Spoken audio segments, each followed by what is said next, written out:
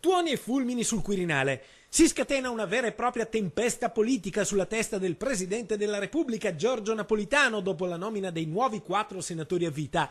I nomi sono tutti d'alto profilo: il direttore d'orchestra Claudio Abbado, l'architetto Renzo Piano, la biologa esperta di staminali Elena Cattaneo e il fisico premio Nobel Carlo Rubbia, tanto da sollevare l'entusiasmo della deputata del Partito Democratico Alessandra Moretti, che al telefono, appresa la notizia, esulta.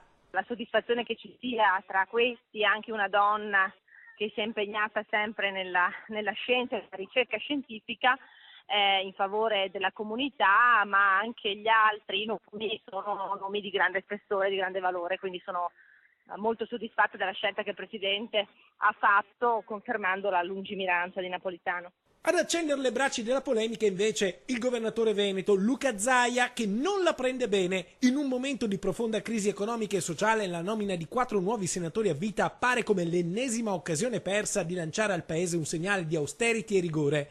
Il riferimento di Zaia ai lauti stipendi da parlamentare non è puramente casuale.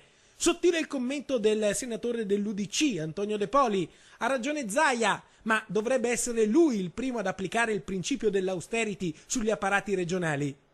Nomi di prestigio, nulla da dire, la voce del PDL è quella di Marino Zorzato, che prima si inchina e poi piazza il colpo. Il momento e l'opportunità? Ma si discute sul futuro del Senato, si discute se ridurre le 2 Camere a una sola, si discute di ridurre i costi della politica e poi arrivano queste 4 nomine. Mi sembra che non fosse una priorità.